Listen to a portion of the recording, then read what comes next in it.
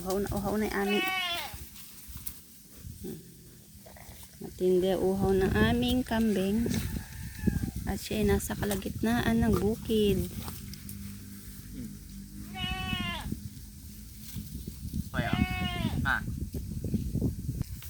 Matindi na init dito sa bukid. Oh.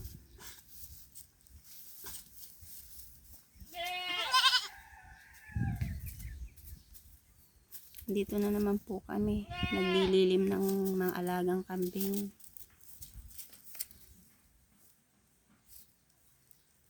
Grabe init.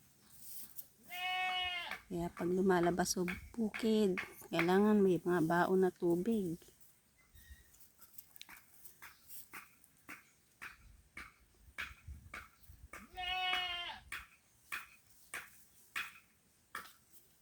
Mabuti may anak ako, ayun.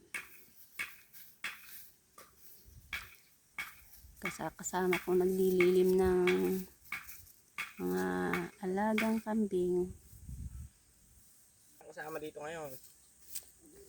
Huwag kayong mga lumalayo ah. Yun po.